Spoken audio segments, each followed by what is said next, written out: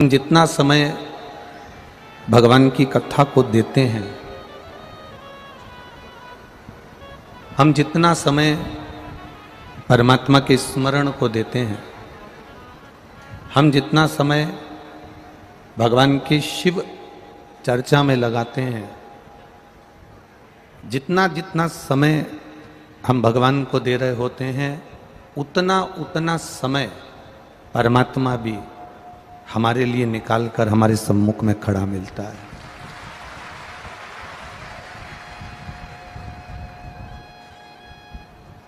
आपने एक क्षण का यदि समय दिया है, आपने एक पल का समय दिया है, एक घड़ी का समय दिया है, एक मिनट का भी शिव जी को समय दिया है, एक लोटा जल लेकर आप देवाधिदेव महादेव के पास पहुँचे हो, भगवान शंकर के पास पहुँचे हो, शिव की शरणागति में पहुँचे हो, भगवान के द्वारे पहुँचे हो, उसका फल मिलेगा जरूर।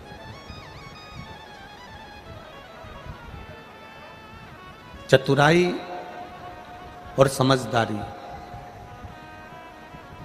ये दोनों एक अलग अलग शब्द हैं। चतुराई और समझदारी दोनों अलग अलग है, दोनों शब्द अलग अलग है।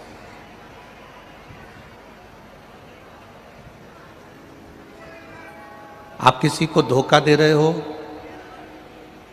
आप किसी को अपशब्द कह रहे हो, आप किसी को ताना दे रहे हो, आप किसी के साथ में उसको बेवकूफ बनाकर थोड़ा सा धन ज्यादा इकट्ठा कर ले रहे हो, आप किसी को घाटा पहुंचाकर थोड़ा सा संपदा, थोड़ा सा धन एकत्रित कर ले रहे हो,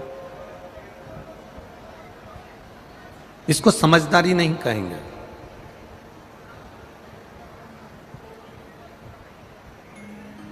शिव महापुराण में ये समझदारी नहीं है, इसको चतुराई कहेंगे।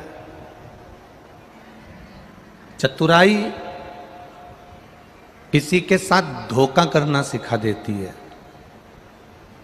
चतुराई किसी के साथ कपट करना सिखा देती है, चतुराई किसी को नीचा दिखाना सिखा देती है, चतुराई किसी के व्यापार को समाप्त करना सिखा देती है, चतुराई आपको बहुत सी चीजें सिखा सकती है।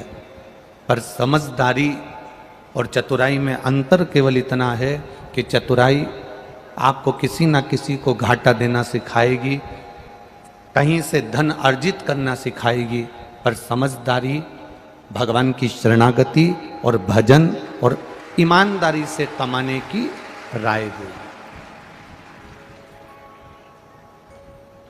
हमें कभी ये नहीं कहना कि यह बहुत चतुर है, जो दूसरे को धोखा दे दे वो चतुराई में हो सकता है।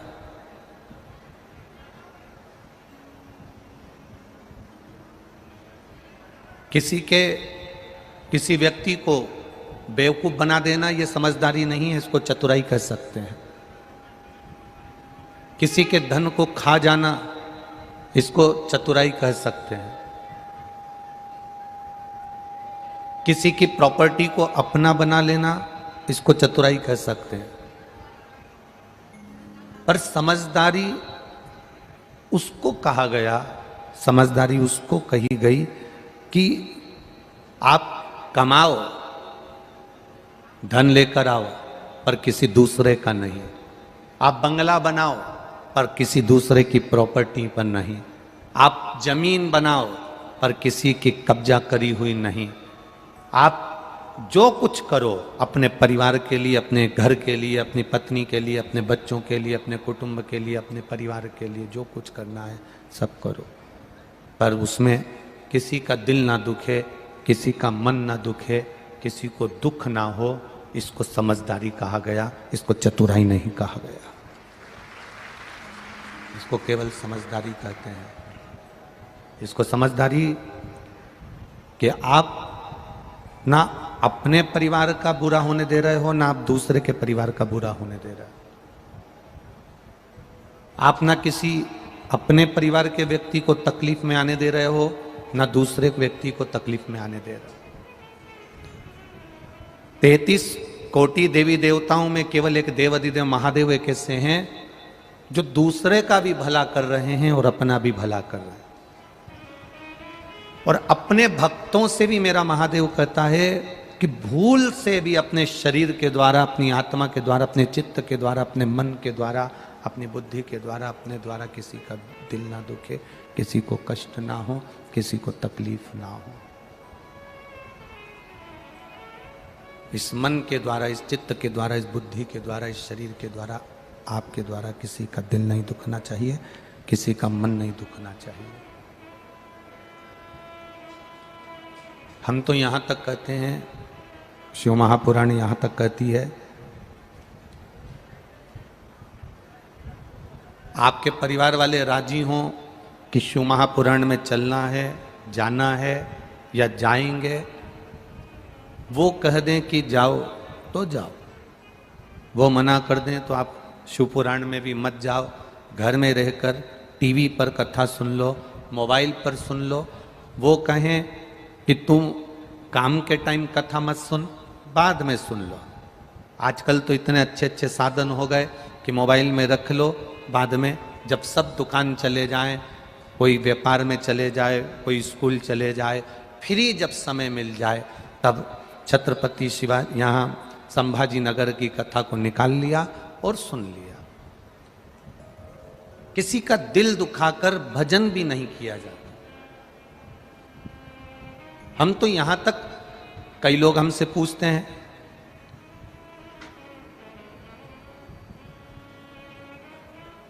वो हितेश नारखेड़े ने कहा कि जजमान परिवार से व्रत करवाना पड़ेगा क्या गुरुजी? हमने कहा नहीं नहीं नहीं, इतनी चिलचिलाती हुई गर्मी पड़ रही है, धूप पड़ रही है, और दिन भर जजमान परिवार को फिरना पड़ेगा, काम करना पड़ेगा, लगना पड़ेगा, कार्यकर्ताओं के साथ उनको भी लगना पड़ेगा। व्रत कर कर बैठ जाएंगे और शरीर में अगर बल कम हुआ तो वो कथा का रस तत्व ग्रहण नहीं कर सकते। छत्तीसगढ़ की 7 गांव ऐसे हैं जिनके नाम हम कल आपको बताएंगे। छत्तीसगढ़ के 7 गांव और महाराष्ट्र के 2 गांव ऐसे हैं जहां टीवी पर कथा आती रहती है और बीच में जो कथा नहीं आती 2 दिन 3 दिन 5 दिन, तो छत्तीसगढ़ के कई गांव ऐसे हैं और महाराष्ट्र के कई गांव ऐसे हैं जहां लोग उतने दिन तक एक टाइम का भोजन ही नहीं करते हैं। ऐसे छत्तीसगढ़ और महाराष्ट्र के गांव, मान लो बीच में 5 दिन का गैप हो गया तो 5 दिन वो सुबह का टाइम भोजन करेंगी तो शाम को करेंगी नहीं, और शाम को करेंगी तो सुबह करेंगी नहीं। ऐसे छत्तीसगढ़ के 5-7 गांव ऐसे हैं और महाराष्ट्र के भी 2-3 गांव ऐसे हैं जहां की माताएं एक समय का भोजन छोड़ देती हैं, केवल टीवी पर कथा नहीं आती इसलिए, कथा सुनने को नहीं मिलती इसलिए। मेरा उन माओं से निवेदन है, हम आपके पुत्र हैं, बेटे हैं, आपसे केवल इतना सा निवेदन है कि आप दोनों समय आराम से भोजन करो, और कथा ना आए तो श्री शिवाय नमस्तुभ्यम का जाप करो, पर कथा को दिल से श्रवण कर आनंद पाओ।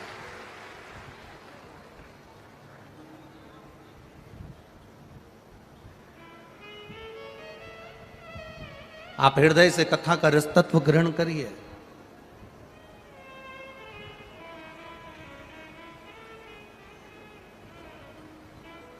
हम कथा करने आते हैं तो अपने कमरे में से निकल कर यहाँ आ जाते हैं और आधे घंटे में पहुंचकर कथा बाजकर अपने कमरे में चले जाते हैं। जब साउंड अच्छा नहीं चलता, आप लोगों तक आवाज़ नहीं पहुंचती, तो दिल इसलिए दुखता है कि आप सुबह 6 बजे के बैठे इस कथा का इंतजार करते हो और आपके कानों में शब्द ना पहुंचे। तब दुख होता है कि इतने दूर दूर से आए हो, 1000 रुपए का डीजल पेट्रोल खर्च कर कर यहाँ आए हो। चलाने वाला तो कह देता है कि अब क्या करें, नहीं आ रही तो आवाज़, परंतु समझना पड़ेगा कि ये भाव और श्रद्धा को लेकर बड़ी दूर दूर से आते हैं। कई बार ये म्यूजिशियन इनके स्वर की आवाज़ तेज कर देते हैं तो हम इशारे में कम कर देते हैं कि तुम्हारे स्वर की जरूरत नहीं है।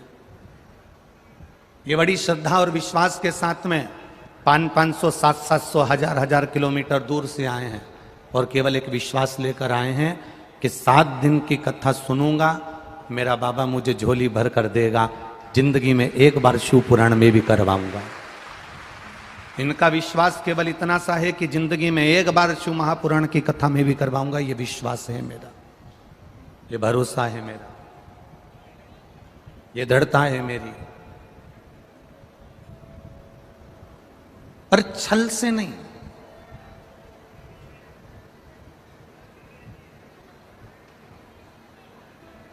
छल से नहीं, एक विश्वास के साथ, एक भरोसे के साथ। चतुराई और समझदारी में अंतर है।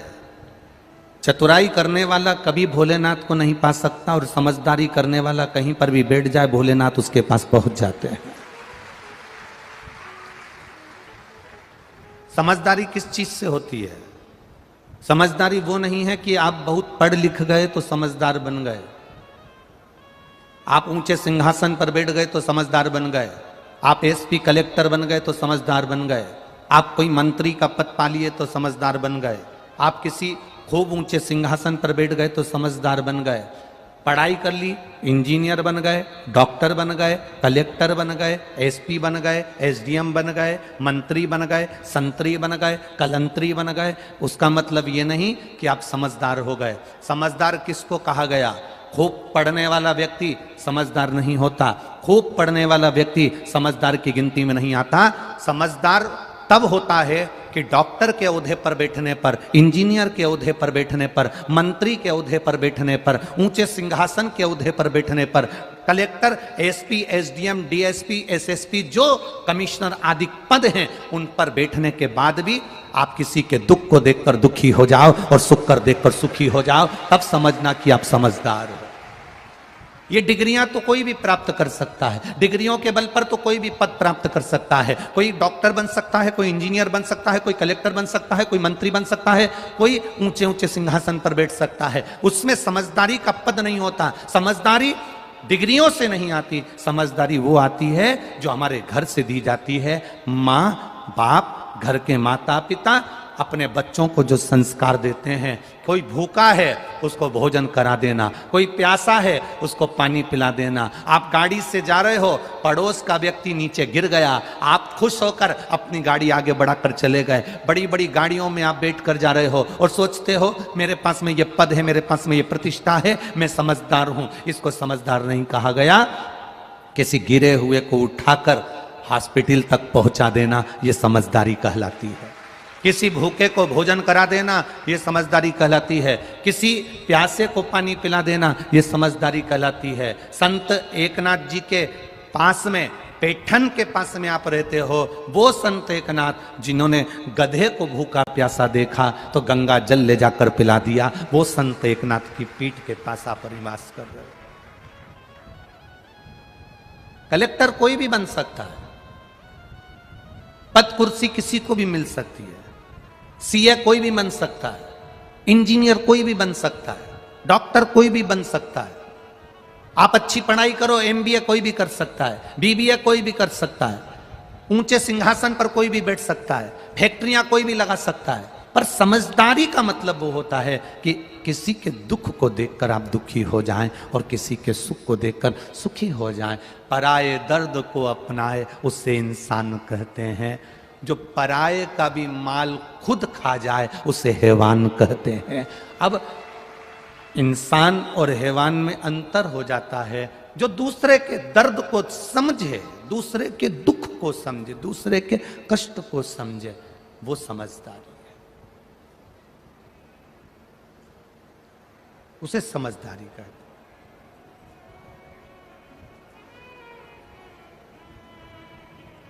आप दूसरे के दर्द को यदि समझ रहे हो, दूसरे के कष्ट को समझ रहे हो, तो समझ लेना आप समझदार हो गए। घर का एक बड़ा व्यक्ति, घर का एक पिता, घर का एक भाई, घर का एक बुजुर्ग, घर का बड़ा, घर में बुजुर्ग व्यक्ति को, घर के बेटे एक बुजुर्ग व्यक्ति को सम्मान नहीं दे रहे। घर का बड़ा व्यक्ति एक बुजुर्ग व्यक्ति का आदर नहीं कर रहा। और घर का एक छोटा सा बच्चा अपने दादाजी को एक गिलास पानी भर कर दे रहा है, तो बाप समझदार कि बेटा समझदार? बोलो जम के बोलो जरा, समझदार है कि नहीं? पिता समझदारी क्यों नहीं कर रहा? क्योंकि पिता को लग रहा है कि मेरे पिताजी ने अपनी जायदाद छोटे बेटे को दे दी, जब इनने इतनी चतुराई करी तो मैं भी इनके साथ चतुराई करूंगा, नहीं देना पानी मेरे को। अब इसको चतुराई कहते हैं, पर जो छोटा सा बच्चा है उसके अंदर चतुराई नहीं आई है, छोटे से बच्चे के अंदर चतुराईता नहीं आई है। छोटे से बच्चे ने देखा मेरी दादी पूजन कर रही है, छोटा बच्चा उनके पास जाकर बैठ गया, बुझी हुई अगरबत्ती की डंडी पकड़कर वो भी घुमाने लगा। इसको समझदारी कहते हैं। दादी को प्यास लगी, पानी ला कर दे दिया। माँ मना कर रही है, दादी के कमरे में मत जाना, उन्हें दमे की बीमारी हो रही है, उन्हें पीलिया हो गया, उन्हें टीबी हो गई, उन्हें ये हो गया, उन्हें वो हो गया। दादा के कमरे में मत जाना, दादा को खांसी चल रही है, उनको इन्फेक्शन हो रहा है। दादी के कमरे में मत जाना, उनको इन्फेक्शन हो रहा है।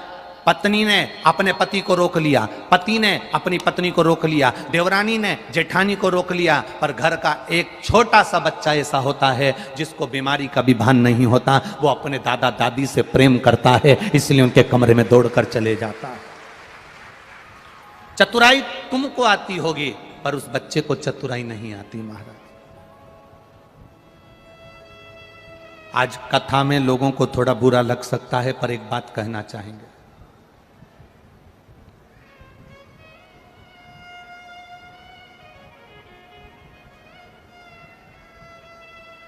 एक बात आपसे कहना चाहेंगे, थोड़ा बुरा लग सकता है, लग जाए तो घर जाके ठंडा पानी में नहा लेना, लग जाए तो लग जाए। पहले के समय में, पहले के जमाने में दरवाजे पर एक व्यक्ति को बिठाया जाता था कि अंदर कोई कुत्ता ना आए। बोलो सही है कि गलत है? कोई जीव जानवर अंदर ना आए।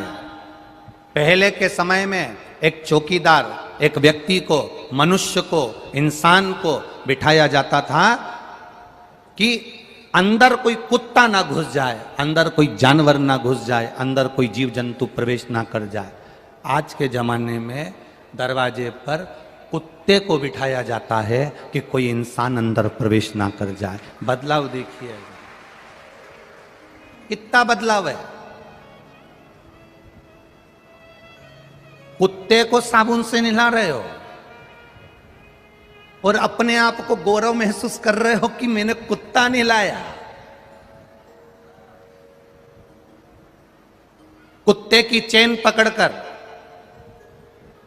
कट का चड्डा पहनकर, क्या बोलते हैं भगवान, हम तो जानते भी ना है। हाँ वो समझ गए ना, तुम लोग समझ गए ना, बस इतना इतना बरबुंडा, इतना इतना। अब उसको पहनकर, टी शर्ट पहनकर सवेरे सवेरे मॉर्निंग वॉक में कुत्ता घुमा रहे, तो अपने आप को ऐसा महसूस कर रहे कि मैं दुनिया का सबसे बड़ा सेठ हूं। पर देखने में ऐसा लगता है कि तुम कुत्ते को घुमा रहे हो कि कुत्ता तुम्हें घुमा रहा है। समझ नहीं आता, समझ नहीं आता। आज के तो कुत्ते भी समझ में नहीं आते कि इनका मुंह किधर है और पूंछ किधर है। कुत्ते ही समझ में नहीं।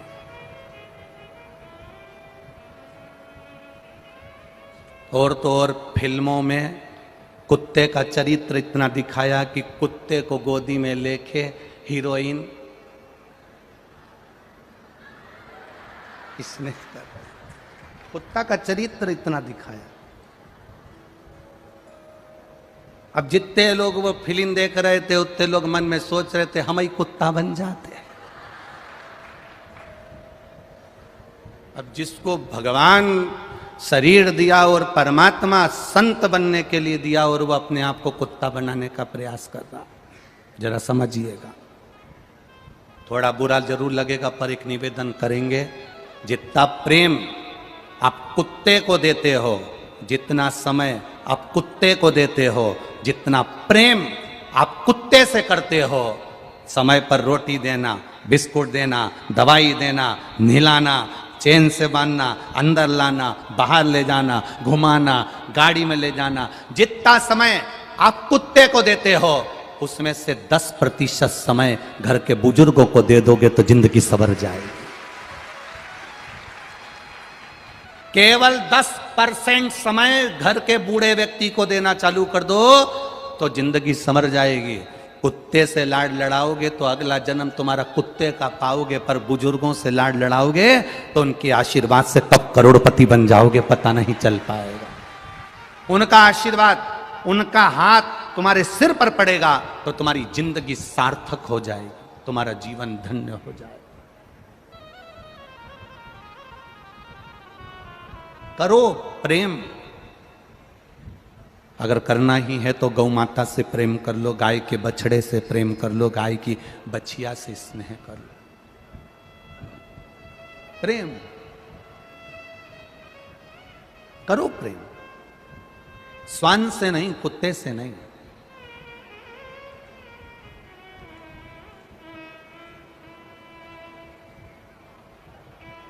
मत बुरे कर्म कर बंदे वरना पछताएगा, भगवान की आंखों से तू बच नहीं पाएगा, तू बच नहीं पाएगा। अरे ओ अज्ञानी मत करना, अरे ओ अज्ञानी मत करना, तेरे कर्म का फल भी तू ही पाएगा, जैसा किया तूने तेरे आगे आएगा। मत बुरे कर्म कर बंदे वरना पछताएगा, भगवान की आंखों से तू बच नहीं पाएगा, तू बच नहीं पाएगा। अरे ओ अज्ञानी मत करना दानी, अरे ओ अज्ञानी मत करना दानी। चतुराई बच्चों को नहीं आती, चतुराई भोले व्यक्ति को नहीं आती।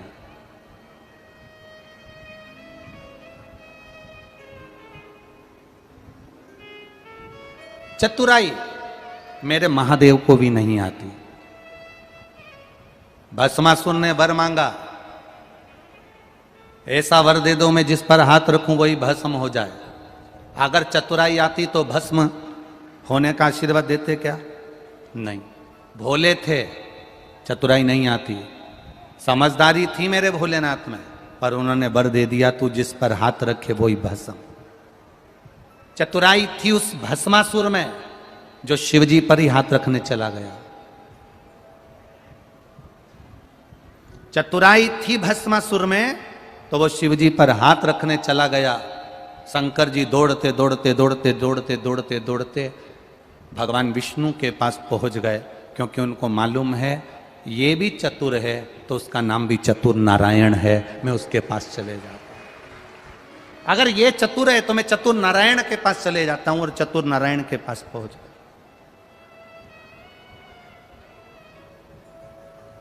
भोले को भोला मिलता है,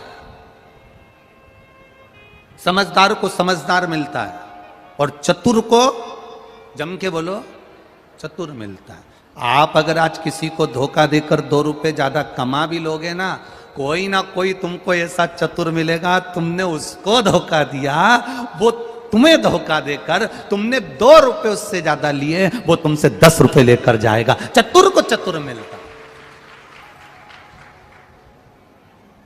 और भस्मासुर जैसे चतुर को चतुर नारायण मिले। क्या करा उन्होंने? स्त्री का रूप लेकर उसको नचाया, नचाया, उसी का हाथ उसी के सिर पर रगवा दिया। आप सोचो, इसने तो वर मांगा था और उसी को समाप्त करवा दिया उसी के वर से। चतुर को चतुर मिल जाता है, भोले को भोला मिलता है, सहज को सहज मिलता है।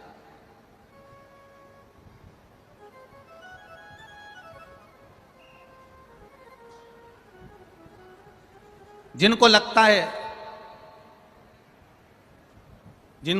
है मेरी शादी होगी तो ना जाने सास कैसी मिलेगी। जिसको लगता है मेरी शादी होगी ना जाने ननन कैसी मिलेगी, मेरा उनसे निवेदन है, अगर आप अच्छे हो ना तो आपको ये कुछ कहने की जरूरत नहीं है। आप सरल हो ना, आप अच्छे हो ना, तो दुनिया में सब तुमको अच्छे मिलेंगे। जब हम बुरे होंगे तो दुनिया में सब बुरे मिलेंगे। एक नई लड़की शादी कर कर ससुराल में गई। ससुराल में जाने के बाद उसने सहेलियों ने कह दिया था सास बड़ी बुरी होती है, ननन बड़ी बुरी होती है, इसका काम केवल चोटाई करना और चुगली करना होता है। ननंद का काम केवल चुगली करने का है, देवर का काम केवल घर में बैठ के खाने का है, बहू का काम पूरे जिंदगी भर पिसाने का है। ये सहेलियों ने दिमाग में भर दिया, किटी पार्टी में जा जाकर भर दिया दिमाग में, तेरी सास बुरी, ससुर बुरा, जेठ बुरा, देवरानी बुरी, जेठानी बुरी, ननन बुरी। लड़की शादी कर कर जैसे ही ससुराल पहुंची उसके दिमाग में फंसा हुआ था सास बुरी होती है। सास ने उसको कहा बेटा सुनो, हाथ में बहुत सारी सोने की चूड़ियां हैं, मेहमानों ने दी, हमने दी, तुम्हारी मम्मी ने पापा ने दी, तुम एक काम करो, काम करोगी, आटा वगैरह उसनोगी, करोगी, हाथ की चूड़ियां थोड़ी सी उतार कर रख दो, लाओ मैं संभाल के रख देती हूं, लाओ मैं संभाल के रख देती हूं। सास ने भला सोचा, इसको लगा सास तो लोभी है, मेरे हाथ की चूड़ियां ले रही है।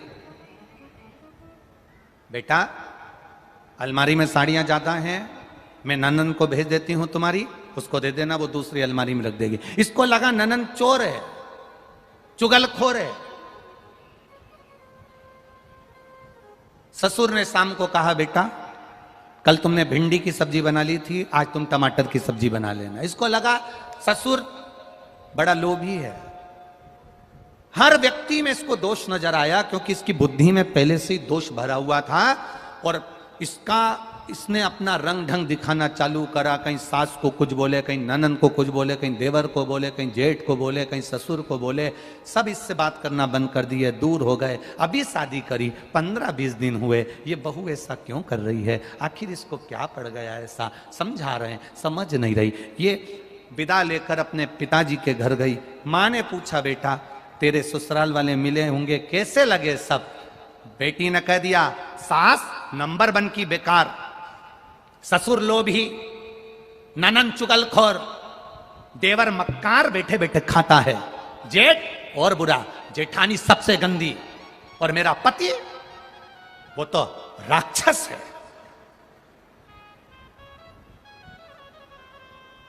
तो तेरे पड़ोसी तो अरे पड़ोसी नंबर 1 के बेकार, इतने घटिया, इतने गंदे, जिनका मुंह देखना पसंद नहीं मेरे को। मां समझ गई, पड़ोसी तो अच्छा लगता ना, इतने बड़े परिवार में कोई तो ठीक नजर आता ना, पर दिक्कत केवल इतनी सी है, जो काले कलर का चश्मा लगाता है उसको सब काले नजर आते हैं, जो पीले कलर का लगाता है उसे पीले दिखते हैं, जो नीला लगाता उसे नीले दिखते हैं, जो लाल लगाता उसे लाल दिखते हैं, जो खुद अंदर से बुरा होता है उसे सारा विश्व बुरा नजर आता है। ये सृष्टि सब गंदे। क्या चाहती है, क्या चाहती है? बस अगर एक सुधर गई ना तो सब सुधर गए। कौन? मेरी सास की बहुत चलती है मां, मेरी सास का मुंह बंद कर दो बस, या ऐसा मुझे स्लो पॉइजन दे दो कि ये धीरे धीरे करके मर जाए। सास, इसकी मां जो थी, उसने अपने पति से कहा जो डॉक्टर था, तुम्हारी बेटी को स्लो पॉइजन चाहिए सास के लिए। डॉक्टर कभी किसी को मारना नहीं चाहता, जब तक दम लगती है उसको बचाने का प्रयास करता है। जब तक उसमें श्वास है तब तक डॉक्टर भी आस देते रहता है कि बच सकता है, बच सकता है। डॉक्टर ने अपनी पत्नी से कहा ये पुड़िया ले जाओ, बेटी को दे दो, बेटी से कहना रोज थोड़ा थोड़ा चाय में डाल देना, पर बेटी से कहना अब सास 1.5 महीने में मर जाएगी तो 1.5 महीने में उससे झगड़ा मत करना। अब मरने तो वाली है ना, तो उससे प्रेम करना, जो बन सकता वो बोले भी तो तू चुप रह लेना, वो आड़ा टेढ़ा कहे तू मौन रहना, ठीक है। थोड़ा थोड़ा सा डालना, सास मर जाएगी। बहू फिर पहुंची ससुराल, चाय बनाती, उसमें थोड़ी सी डाल देती, डालती, सास को दियाती। सास कुछ भी बोलती, बहू सुन लेती। सास को अच्छा लगा कि अपने माँ के घर गई थी तो माँ ने कुछ सिखा दिया, सुधर गई, अच्छी हो गई। आज सास ने कहा चल मैं तुझे बाजार ले चलती हूँ, तेरे पाँव की चप्पल बेकार हो रही है, दिला लाती हूँ। चप्पल दिलाने गई तो सूट भी दिला लाई, कपड़े भी दिला लाई। उसने कहा माँ मेरे हाथ की अंगूठी खराब हो गई, माँ ने उसको तोड़वा के दूसरी बड़ी साड़ी बनवा दी, चल। सास बहू में 15 दिन में इतना प्रेम हो गया, इतना प्रेम हो गया, इतना प्रेम हो गया। बेटी दौड़कर अपनी माँ के पास वापिस मायके जाकर कहती है माँ पिताजी से कह दो मैं अपनी सास को मरता हुआ नहीं देखना चाहती, उसको वापिस जिंदा कर दे। हम सुधर गए,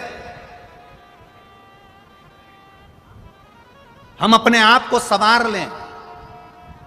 ना सास बुरी होती है ना बहू बुरी होती है, बुरा समय होता है, वक्त होता है। उस समय को थोड़ा सा टाल दीजिए, अपने आप आपकी जिंदगी संवर जाएगी, अपने आप आपका जीवन संवर जाएगा।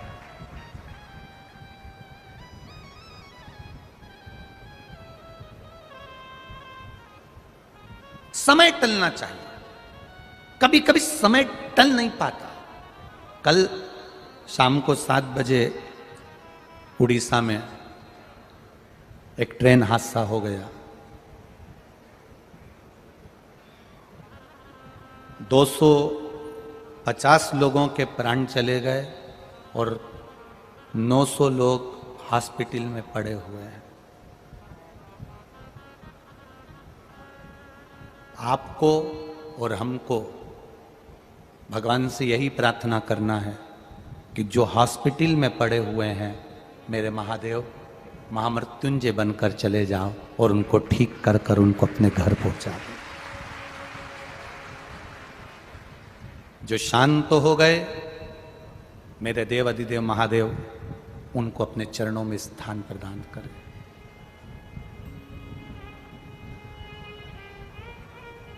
बहुत छोटा सा जीवन है। उस ट्रेन हादसे में भी जितने लोग गए होंगे, कई लोग वहां पर एंजॉय करने गए होंगे, कोई उड़ीसा घूमने जा रहा होगा, कोई चेन्नई घूमने जा रहा होगा, कोई कोलकाता घूमने जा रहा होगा, गर्मी का छुट्टी है, अपने बच्चों अपने परिवार के साथ एंजॉय करने जा रहे होंगे, घूमने फिरने जा रहे होंगे, खूब एंजॉय के हिसाब से निकले होंगे। उनको ये नहीं मालूम होगा कि हमारे साथ में घटना घट जाएगी और हम मर जाएंगे, किसी को नहीं मालूम। 2 कदम भी आप घर से निकल रहे हो, आपको नहीं मालूम कि आपके साथ में क्या होना है। नेपाल की कथा में एक बात कही थी, पर्स में क्या इतने लोग गए होंगे तो इनके पर्स में क्या गोली नहीं होगी, दवाई नहीं होगी? बोलो ईमानदारी से, होगी कि नहीं होगी? सिर दर्द की गोली, हाथ पे दर्द की गोली, सिर की गोली, आंख का ट्यूब, कहीं घुटना दुखे उसकी दवाई, हर एक। आप भी आए हो इतने सारे लोग कथा सुनने के लिए, आपका भी पर्स खोल कर देखो, उसमें भी कोई ना कोई टेबलेट, कोई ना कोई दवाई पड़ी होगी। घर से निकलो, दवाई लेकर निकलो चाहे ना निकलो, पर माता पिता के चरण छूकर जरूर निकला तो दुआ साथ चलेगी तुम्हारे। महादेव को 1 लोटा जल चढ़ाकर चलना तो दुआ साथ चलेगी तुम्हारे साथ। दवाई पर्स में ना होगी, चल जाएगा, पर दुआ साथ चलना चाहिए। दुआ साथ चलेगी तो दवाई की जरूरत नहीं पड़ेगी और पार उतर जाओगे, निश्चित है। दुआ साथ लेकर।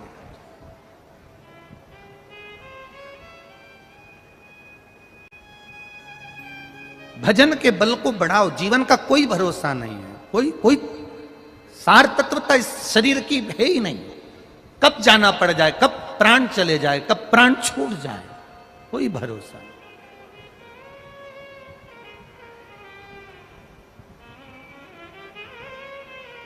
श्वास रुक जाएगी चलते चलते, क्षमा बुझ जाएगी जलते जलते, दम निकल जाएगा रोशनी का, क्या भरोसा है इस जिंदगी का।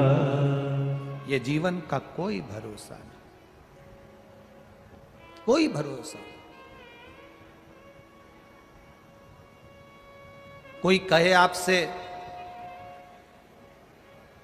भगवान को पाने के लिए भूखे रहना पड़ेगा, कोई कहे आपसे, हम तो यहां तक कहते हैं कि एकादशी का व्रत भी करो तो भूखे मत रहो, दिन भर चरो और एकादशी करो। हम तो यहां तक कहते हैं खिचड़ी खा ली, फिर भूख लगी चिप्स खा जाओ, चिप्स खाने के बाद भी भूख लगे 1-2 घंटे बाद तो पपीता खा जाओ, पपीता खाने के बाद भी भूख लगे तो 2-4 सेव फल निपटा जाओ, उसके बाद भी भूख लगे तो 1 गिलास दूध गर्म करके फिर पी जाओ, फिर भूख लगे तो राजगिरा की पूड़ी बनाकर खा जाओ, और भूख लगे तो आलू को उबाल के उसको पीस के उसका हलवा बना के खा जाओ, और भूख लगे तो 1-2 किलो केला पपीता सेव फल और खा जाओ, पर भूखे मत रहो। तुम तो खूब आराम से खाओ, दिन भर चरो और एकादशी करो, पर भगवान की भक्ति में कमी मत लाओ। भगवान के भजन में कमी नहीं आना चाहिए तुम्हारे। तुम भूखे रह जाओ और भगवान का भजन ना करो। कोई कोई व्रत ऐसा होता है जिसमें आप लोग भूखे रहते हो, जैसे वो करवा चौथ का व्रत रहता है, उसमें तुम लोग कितने भूखे रहते हो, कितने। एक बार कोई इंटरव्यू ले रहा था करवा चौथ के व्रत का टीवी पर, तो पत्नी से इंटरव्यू लेने की जगह वो पति से इंटरव्यू ले रहा था। आप कुछ बोलिए करवा चौथ के लिए, उन्होंने अपना उत्तर दिया, ये सब बोला। बाद में पति उठकर गया, छत पर वापिस आया तो इंटरव्यू वालों ने पूछा तुम कहां गए थे, तो कि चांद देखने गया था। तो कि व्रत किसका है, पत्नी का। तो तुम चांद देखने काय को जा रहे हो, उसने सुबह से मुझे कुछ खाने नहीं दिया है, भगवान से प्रार्थना कर रहा हूं तू निकल जा, ये एक बार तुझे देख लेगी तो मुझे खाने को दे देगी। ये मैं उससे बोली थी कि जब मैं भी नहीं खा रही तो तुम काय को खा रहे, इसलिए मुझे खाने को नहीं। मैं भगवान से प्रार्थना कर रहा हूं कि चंद्रदेव तुम निकल जा।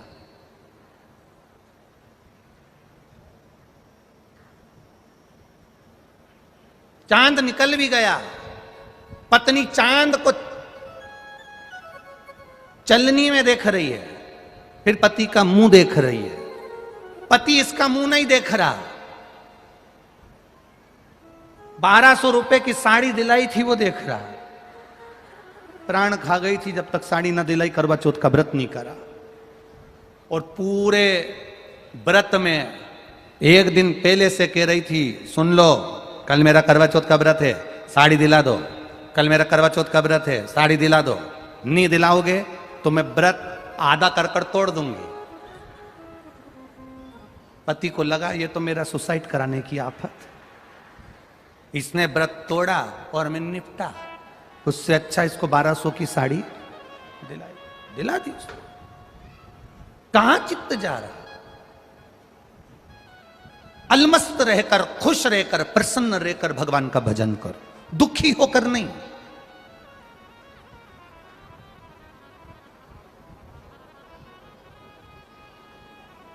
कोई मर गया घर में रो रहे हो, कोई मर गया घर के बाहर रो रहे हो, कोई मर गया हॉस्पिटल में रो रहे हो, कोई मर गया रोड पर चलते चलते रो रहे हो। पर हमारे यहाँ के विद्वान कहते हैं कभी शमशान में किसी को रोते देखा है? जम के बोलो जरा। मुर्दे को आग लगाई जा रही है, मुर्दे को जलाया जा रहा है, चिता में आग लगाई जा रही है, और परिवार का कोई व्यक्ति रोता है तो उसको मना कर देते हैं, ये शमशान है, यहां रोना नहीं है। आग लगाते समय रोया नहीं जाता, चिता जलाते समय रोया नहीं जाता, शमशान के अंदर बैठकर रोया नहीं जाता। घर पर रो लो, हॉस्पिटल में रो लो, घर के बाहर रोड पर रो लो, तुम्हारी मर्जी पड़े गाड़ी में रो लो, लेकर जा रहे हो मुर्दे को तो रोड पर रो लो, पर शमशान में जब आग लगे उस शरीर में उस मुर्दे को जब जलाया जाता है, चिता में जब आग लगाई जाती है तो शमशान में नहीं रोया जाता है। लोग पूछते हैं शमशान में क्यों नहीं रोते हैं? शिव महापुराण की कथा कहती है वहां जगत का बाप रहता है और बाप के सामने रोया नहीं जाता। वहां जगत का पिता रह रहा है, जगत का बाप रह रहा है, मां देव अधिदेव महादेव रह रहे हैं, शमशान में उनका निवास है, उसके सामने रोया नहीं जाता। जब भी शंकर के पास जाना, शिव मंदिर में जाना, शिवालय में जाना, शिव महापुराण में जाना, रोना मत, वहां प्रसन्न होकर जाना। जिंदगी में कितना भी दुख हो तो भी मंदिर प्रसन्न होकर जाना। तो पार्वती जी भी शिव जी से कह देंगी इसकी जिंदगी में कितना दुख है, कर्जा है, बीमारी है, किराए के मकान में रह रही है, दुकान नहीं चल रही है, बच्चे सुन नहीं रहे हैं, गलत संगति में जा रहे हैं, पढ़ाई का पैसा नहीं है, रोटी के लिए मोहताज है, उसके बाद भी मंदिर में पानी चढ़ाने आती है, एक लोटा जल चढ़ाने आती है और मुस्कुरा कर आती है, हंस कर आती है। शंकर भगवान कहते हैं पार्वती इसकी जिंदगी में दुख है और ये मेरे मंदिर में आकर मुस्कुरा रही है, इसलिए आज जब ये जल चढ़ाकर जाएगी तो मैं इसको आशीर्वाद दे दूंगा कि तेरे सारे दुख कटेंगे और तू मुस्कुराती रहेगी। तेरे दुख कटेंगे और तू मुस्कुराती रहेगी। मैं आशीर्वाद दूंगा इसको, क्योंकि ये मेरे मंदिर में मुस्कुरा कर आती है, ये मेरे सामने मुस्कुरा कर आती है। जो बहू सास के सामने 24 घंटे रोकर जाए, हमारे को तो तुमने ऐसी साड़ी चढ़ाई थी, हमारी शादी में तो केवल 1 लाख रुपए खर्च करे, देवर की शादी में इतने खर्च करे, ननन की शादी में ऐसा करा, उसकी शादी में ऐसा करा, हमको तो कुछ दिया ही नहीं, हमको तो कुछ करा ही नहीं, हमको तो कुछ करा ही नहीं। जिंदगी भर जो रोती रहे रोती रहे रोती रहे रोती रहे रोती रहे, तो सास भी सोच लेती है इसकी तो जिंदगी में रोना ही लिखा है। जो कुछ भी नहीं है उसके पास में तो भी मुस्कुराकर सास से कहे मम्मी चाय बना लाऊं क्या? बेटा दूध नहीं है। सास कह रही है दूध नहीं है और बहू कहते तो कोई बात नहीं मां, काली चाय पी लेते थोड़ा नींबू निचोड़ के, पेट भी साफ हो जाएगा। जो विषम परिस्थिति में भी मुस्कुराकर अपने आनंद को जीती है, सास भी सोच लेती है मेरी जिंदगी में ऐसी बहू कहीं नहीं मिलेगी। परमात्मा जितने जन्म देना मेरी बहू बेटी इसी को बनाकर भेजना, कोई दूसरे को नहीं। विषम परिस्थिति में भी जो समता ढूंढे, विषम परिस्थिति में भी जो सुख ढूंढे, विषम परिस्थिति। जब पहली बार माता पार्वती जी शादी कर कर आई कैलाश धाम पर, शादी करके आने के बाद उन्होंने जब कैलाश धाम पर देखा तो कहीं उनका रहने के लिए जगह ही नहीं थी। अब कैलाश में कहां जगह रहने के लिए? आज भी कैलाश में कहां जगह है रहने के लिए? आप चले जाओ कैलाश पर्वत, कैलाश मानसरोवर की जिन्होंने यात्रा करी होगी उनको मालूम होगा। नीचे मानसरोवर में तो रुक सकते हो पर कैलाश पर नहीं रुक सकते। आपकी मर्जी हो तो आप जाके रह सकते हो।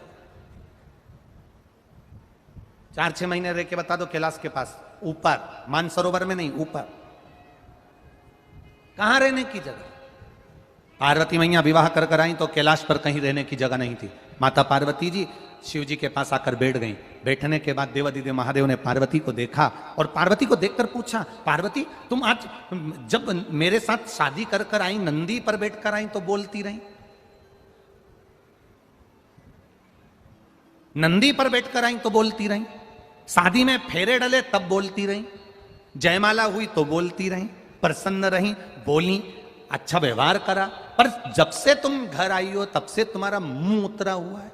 कोई कोई बहू ऐसी हो जाती है, शादी में फेरे डले तो मुस्कुराए, स्टेज प्रोग्राम होए तो मुस्कुराए, गुलाब जामुन खाए तो मुस्कुराए, पार्लर जाए तो मुस्कुराए, गाड़ी में पति पत्नी दोनों आ रहे थे तो मुस्कुराए, पर घर में जब से उन्हें आई और 1-2 दिन रहने के बाद इसका मुंह उतर जाए तो पति पूछेगा कि नहीं पूछेगा, तू पहले तो अच्छी रह रही थी, अब क्या हो गया तेरे को, क्यों सांप सूंघ गया तेरे को, क्या तकलीफ हो गई तेरे को? भगवान शंकर ने पार्वती जी से पूछा तुझे तकलीफ क्या है, तुझे कष्ट क्या है, क्या बात है, तुम मौन क्यों है? पार्वती जी कहती है कि मैं शादी कर कर तो आ गई पर यहाँ रहने की जगह नहीं है। शंकर भगवान कहते हैं पार्वती एक काम करो, क्या चाहती हो? तुम जो बोलोगी वो हो जाएगा, तुम बताओ क्या चाहती हो? पार्वती जी कहती हैं मैंने दुनिया का बहुत वैभव देखा है, नाटक और फिल्म जैसा प्यार कभी अपने घर के लोगों से मत करना, क्योंकि नाटक और फिल्म में जो प्यार दिखाया जाता है वो केवल प्यार होता है, उसको प्रेम नहीं कह सकते।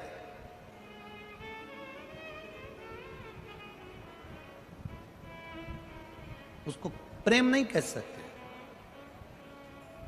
पार्वती जी बोली मैंने बहुत वैभव देखा, बहुत।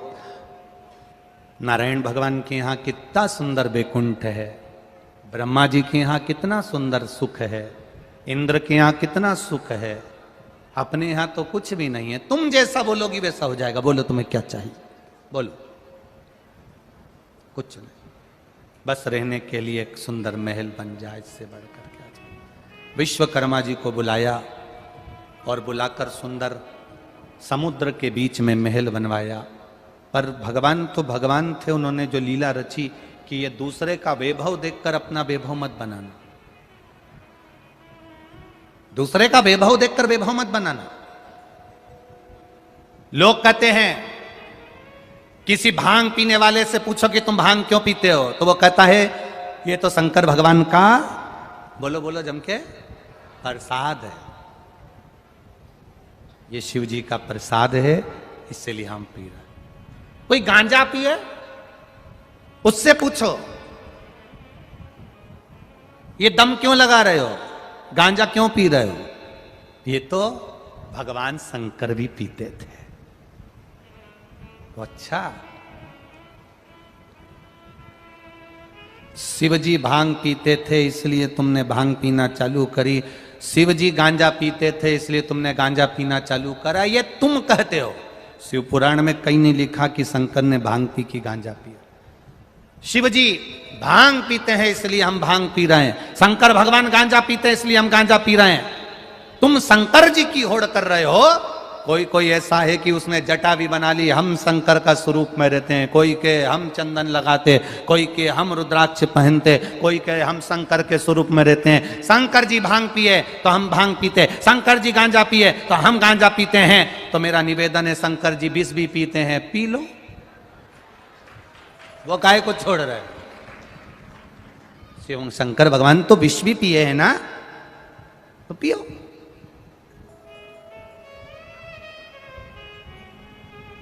दान, वैराग्य और आत्महत्या झटके से होती है। क्या क्या चीज, जम के बोलो जरा। दान, वैराग्य, वैराग्य से मतलब है भजन करना, सबसे दूर रहकर स्मरण करना, वैराग्यता। दान, वैराग्य और आत्महत्या झटके से हो जाती है, झटके से।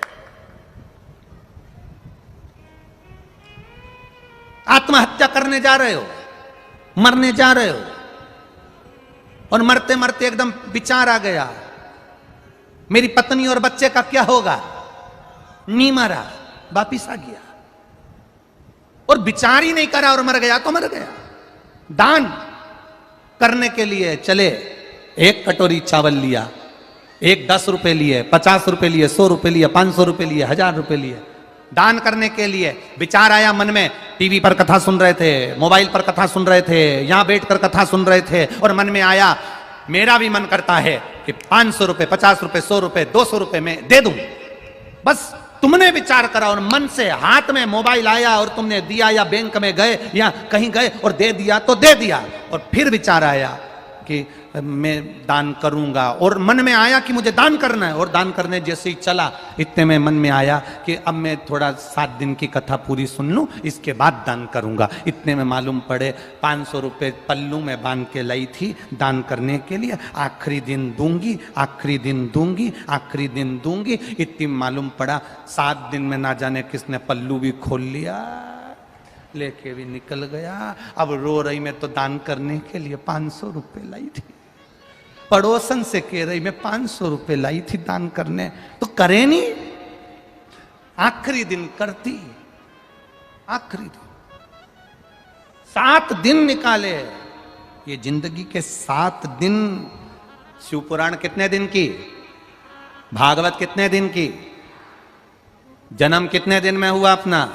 रविवार, सोमवार, मंगलवार, बुधवार, गुरुवार, शुक्रवार, शनिवार, रवि, और बस ये 7 दिन। विवाह हुए तो फेरे कितने डले? 7। भगवान कृष्ण ने जो पर्वत उंगली पर उठाया वो कितने कोस का था? 7 कोस। कितने दिन तक उठाया? 7 दिन तक। विवाह 7 दिन का, जन्म 7 दिन में, मरोगे भी रविवार, सोमवार, मंगलवार, बुधवार, गुरुवार, शुक्रवार और शनिवार। 7 दिन। रविवार को जन्म हुआ, सोमवार को बड़े हुए, मंगलवार को ब्याह हुआ, बुधवार को बच्चे हुए, गुरुवार को बीमार पड़े, शुक्रवार को हॉस्पिटल गए, शनिवार को निपट गए। पूरे दिन ऐसे ही निकल गए। भजन कब करा? भजन कब किया?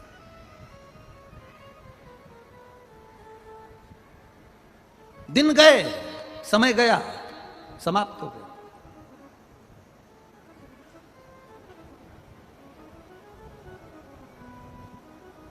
आज कितने दिन की कथा हो गई है? 30। कितना दिन बचा? 4। बचपन, जवानी, अधेड़ी, बुढ़ापा। बस 4 अवस्था के 4 दिन रह गए हैं। बचपन, जवानी, अधेड़ी और बुढ़ापा। कल कथा का 4था दिन रहे खुशी मनाना। कल हमारा बचपन, मतलब कल हमारा बर्थडे दिन है। कल अपन सब पैदा हुए, सब पैदा हुए। बचपन, जवानी, अधेड़ी और बुढ़ापा। 4 अवस्था का पहला दिन, चतुर्थ दिवस की कथा है। पैदा हुए।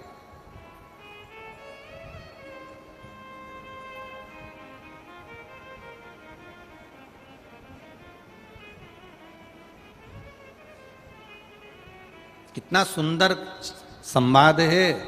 पूरी भारत की भूमि पर जन्मदिन मनाया जाता है। लोग कहीं केक काटते हैं, कहीं दिया जलाते हैं, कहीं मंदिर जाते, कहीं आतिशबाजी फोड़ते, कहीं नगाड़े चलाते, कहीं कुछ फंक्शन मनाते हैं। पूरी भारत की भूमि पर दुनिया के लोग जन्मदिन मनाते हैं, पर मेरे देव अधिदेव महादेव की नगरी काशी में मरण दिन मनता है। जो मरता है उसकी खुशी मनती है। भारत की भूमि पर दुनिया की सब दूर जन्मदिन मनेगा, पर मेरे शंकर की भूमि काशी विश्वनाथ की धरा, जहां मरता है कोई तो खुशियां मनाई जाती है। खुशियां।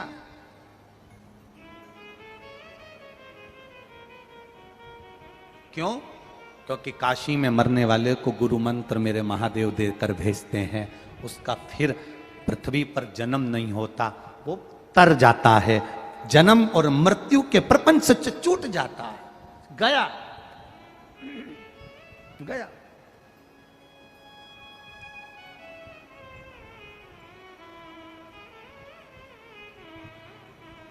जन्म और मृत्यु के प्रपंच से वो छूट गया।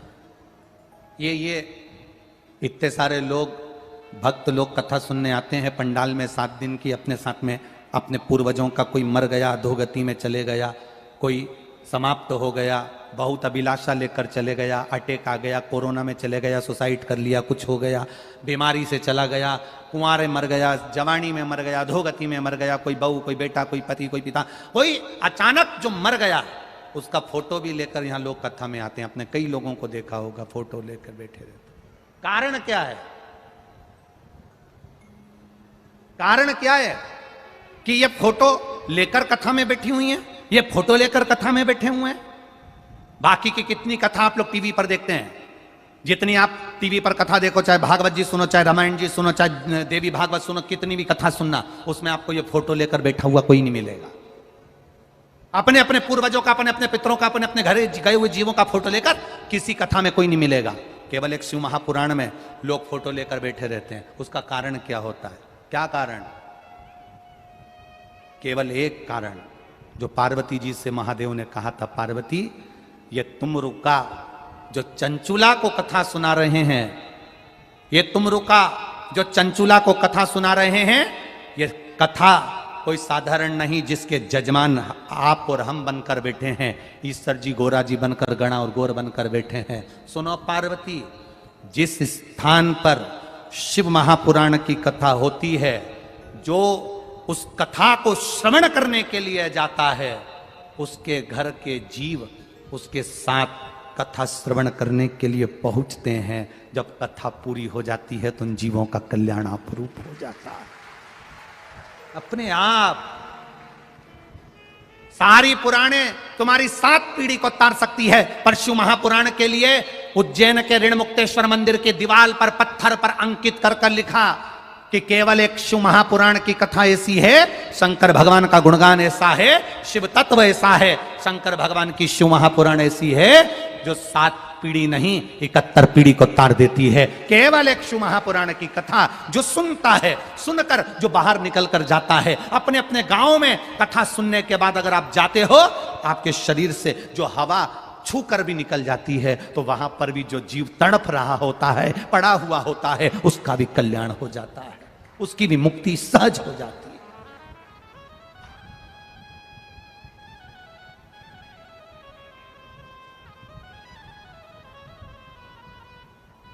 महाराज, छत्रपति संभाजी नगर के राजा रहे छत्रपति संभाजी।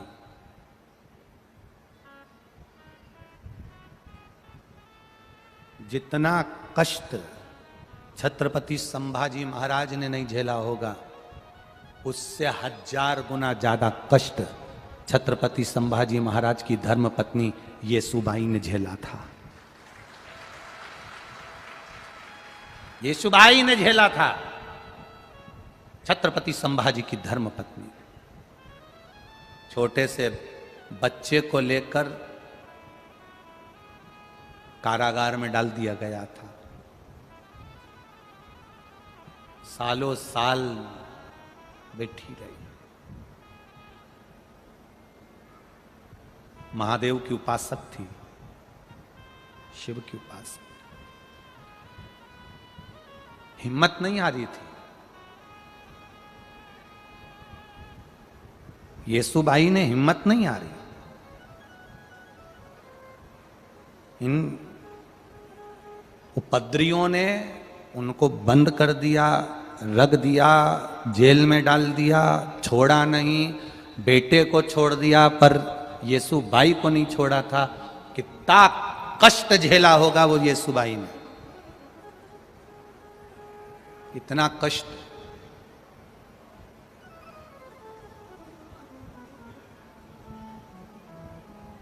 सारी दुनिया में सबसे ज्यादा बोल्ड, सबसे ज्यादा प्रबल, सबसे ज्यादा वीरणी, युद्ध में भी अग्रण्य रहने वाली और वक्त पड़ने पर छाती पर चढ़कर गला काटने वाली, पूरी दुनिया में कहीं ऐसी नारी नहीं मिलेगी जो महाराष्ट्र की रानी मिलेगी। सहज नहीं है। चाहे वो अहिल्याबाई होलकर हो, चाहे वो जीजाबाई हो, चाहे वो येसुबाई हो, ये सहज नहीं है। एक बार येसुबाई से एक प्रश्न किया गया था, आप लोगों को मालूम होगा शायद, अगर आप महाराष्ट्र के निवासी हो तो आप लोगों को स्मरण में होगा। छत्रपति संभाजी की धर्मपत्नी येसुबाई से एक प्रश्न किया गया था।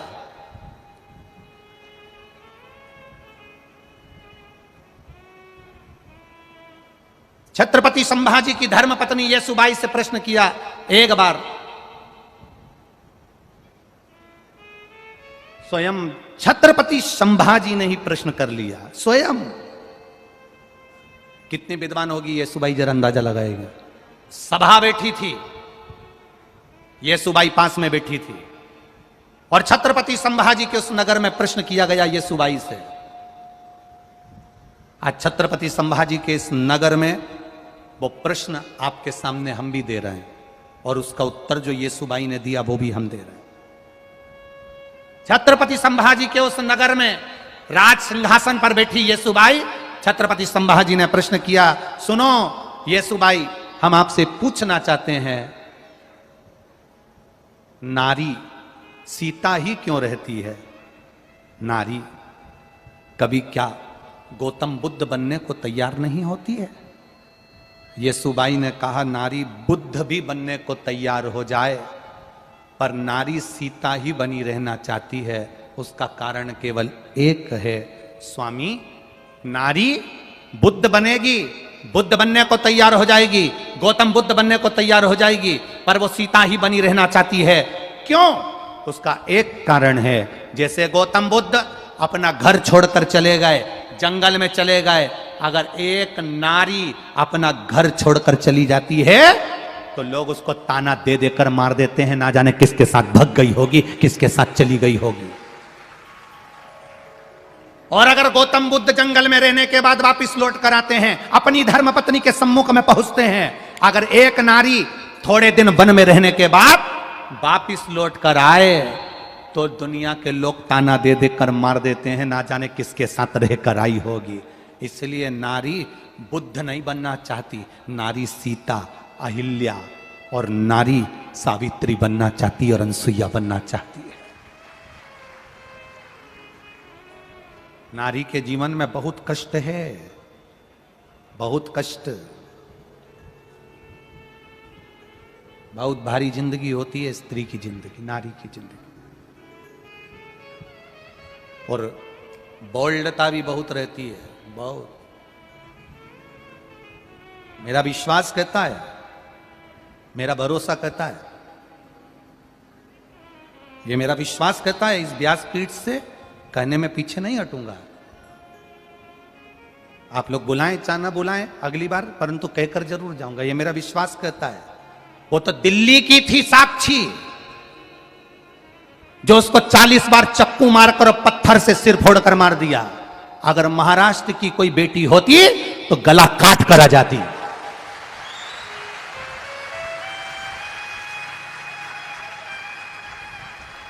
अगर महाराष्ट्र की कोई बेटी होती तो गला काट कर आती। जीजाबाई बनकर जो शिवाजी को महल पर चढ़ा देती है, अकेले की सेना तैयार कर कर एक तरफा राज देकर शिवाजी को छत्रपति बना सकती है, जो अपने पोते को छत्रपति बना सकती है, वो गला उतारना भी जानती है। वो गला उतारना भी जानती है। कभी अटैची में मिल रहे हैं लाशें, कभी फ्रीज में मिल रही है, कभी रोड पर मारे जा रहे हैं। खुशी तो उस दिन होगी, बोलूं क्या केवल तुम्ही ने प्रेम किया है? उसने गलती देखी, तुम्हें मार दी, तुम भी तो कोई गलती दिखती होगी कभी जिंदगी में, तुम्हें भी तो गलती दिखती होगी। क्यों? प्यार में और प्रेम में अंतर है। प्यार में खून खच्चर होता है, पर प्रेम में खून खच्चर नहीं होता। आपसे निवेदन है, बच्चों को काला धागा बांधते हो कि वो बुरी नजर से बच जाए। इस व्यासपीठ से कहेंगे, बुरी नजर से बचाने का प्रयास करते हो तो बुरी संगत से बचाने का भी प्रयास करना। अपने बच्चों को अच्छा मार्ग देना, सतमार्ग दीजिए अपने बच्चों।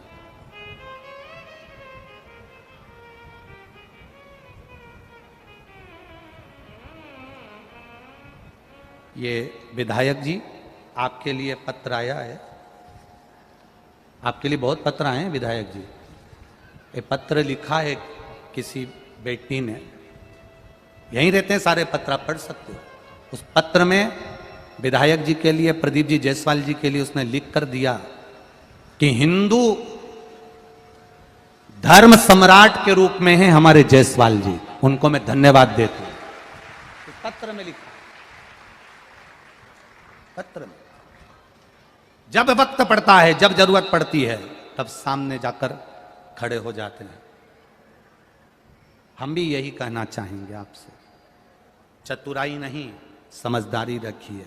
समझदारी में दुखी व्यक्ति को दुखी देखकर अपन खुद दुखी हो जाते हैं, और सुखी व्यक्ति को सुखी देखकर अपन स्वयं सुखी हो जाते हैं। स्वयं सुखी।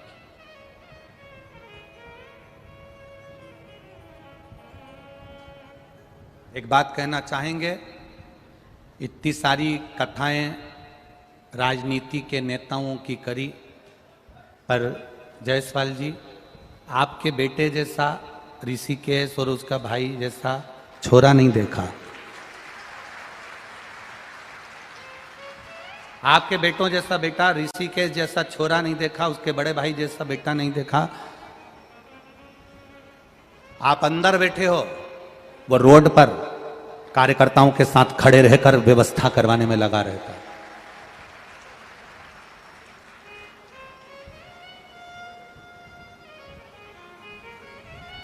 ये देखने को मिला।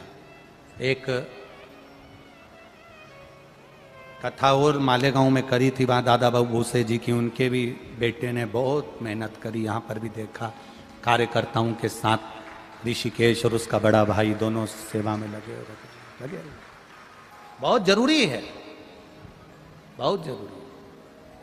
आप अपने भीतर के बल को जगाइए। येसुबाई छत्रपति संभाजी की धर्म पत्नी वहां कैद में बंद थी, तो भी उसकी वीरता समाप्त नहीं हुई, उसकी वीरता खत्म नहीं। क्यों नहीं छोड़ा? येसुबाई के बेटे को छोड़ दिया और येसुबाई को नहीं छोड़ा गया था, कैद में बंद रखा था। आप लोगों तो जानते हो सब। नहीं छोड़ा येसुबाई को, छत्रपति संभाजी की धर्मपत्नी को कैद से नहीं छोड़ा गया। क्यों? अगर ये बाहर निकल गई तो फिर हमको दौड़कर भागकर जाना पड़ेगा और ये नगर राज्य वापिस येसुबाई का हो जाएगा। येसुबाई को छोड़ा नहीं गया।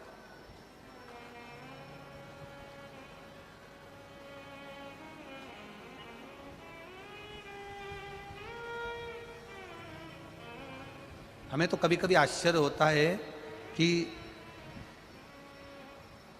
कितना दुख झेला तो भी छोड़कर नहीं गई।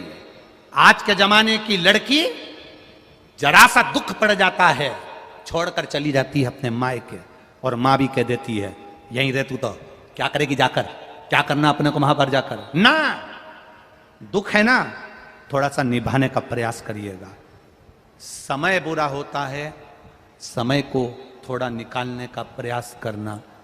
हो सकता है एक व्यक्ति के साथ विवाह हुआ वो बेकार निकल जाए, दूसरे के साथ किया वो कौन सा अच्छा निकल जाए, किसको मालूम। बुरा और अच्छा किसने जाना। प्रयास करो। शिव के मंदिर में जाओ, शंकर की चौखट पर जाओ, देवादिदेव महादेव के मंदिर में जाना, मुस्कुरा कर जाना। रोकर कभी भगवान के मंदिर में मत जाना, रोकर कभी शिव पुराण में मत आना, झगड़ा कर कर कभी शिव महापुराण में मत आना, घर में विवाद कर कर कभी शिव महापुराण में मत आना, घर में विवाद कर कर कभी सीहोर के कुबेरेश्वर धाम मत आना। अगर घर के लोग कहें कि कुबेरेश्वर धाम जाओ तो जाओ, विवाद कर कर नहीं, झगड़ा कर कर नहीं, प्रेम के बल पर कुबेरेश्वर धाम भी आओ और प्रेम के बल पर शिव महापुराण की कथा में भी आओ, तो भगवान तुमको देगा भी प्रेम से, प्रदान भी करेगा तो प्रेम से। सहजता के भाव में आइए, श्रेष्ठता के भाव में।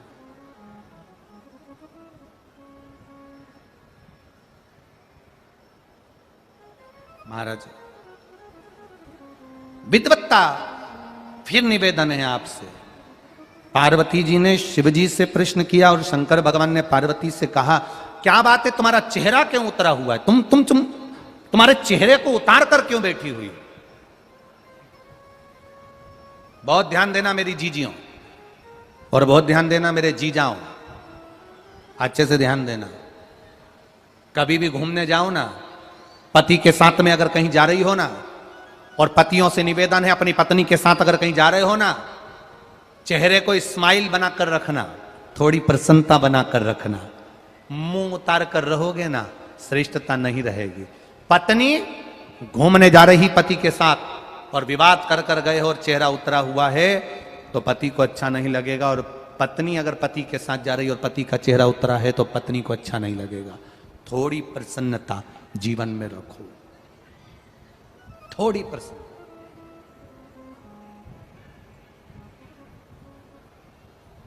अपने अपने घर में हॉल के अंदर एक इतनी बड़ी तख्ती लगाकर टांग दो, इतनी बड़ी तख्ती अपने घर के अंदर हॉल में टांग दो। उस तख्ती में लिख दो, आप बहुत अच्छे लग रहे हो, थोड़ा हंस लो। तख्ती पे लिख दो, आप बहुत अच्छे लग रहे हो, थोड़ा सा हंस दो। जेब में मोबाइल हो चाहे ना हो, पर तुम्हारे चेहरे पर स्माइल होना जरूरी है। जेब में मोबाइल हो ना हो, 10 लाख का, 1 लाख का, 5 लाख का, 50,000 का, 25,000 का, 30,000 का, 5,000 का, 2,000 का, 500 का, 100 का, 200 रुपए का मोबाइल तुम्हारे जेब में हो ना हो, पर तुम्हारे चेहरे पर प्रसन्नता होना जरूरी है। वो इसलिए जरूरी है, मोबाइल जितना काम नहीं करेगा उतनी तुम्हारे चेहरे की प्रसन्नता काम कर जाएगी। यहां आए, दरवाजे पर पहुंचे और तुमने कहा मुझे अंदर जान दो, मुझे अंदर जान दो। नहीं जान देंगे। उसने कहा फोन लगाऊं अब्बी आल, उसने फोन निकाला। अब इतनी भीड़ में कोई फोन चले, इधर से माइक चले, गाना बजे, भजन बजे, तो मोबाइल क्या खाक सुनाई दे। पर तुम जो आकर दिखा रहे थे ना, मोबाइल लगा दूंगी, मोबाइल पे बोल दूंगी, अब भी बोलती हूं, मोबाइल निकाला। जो मोबाइल काम नहीं करे वो इस्माइल काम कर दे। एक बार सिर पे पल्लू रख के बोल देती, भैया प्लीज। भैया भी कह देता जी जी। बस इस्माइल, प्रसन्नता, चेहरे की खुशी।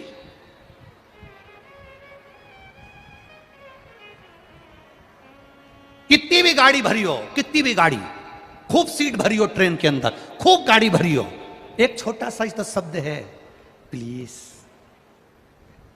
फिर तो कितनी भी भरी होगी ना, बैठ जा प्लीज। अंग्रेजी के 2-3 शब्द बहुत अच्छे, थैंक यू, प्लीज और सॉरी। भाई ये 3 शब्द बड़े काम के, तुम इसको पकड़ के रख लो। कितना भी झगड़ा हो जाए, तुम किसी को एक थप्पड़ जोर का मार दो और बाद में सॉरी।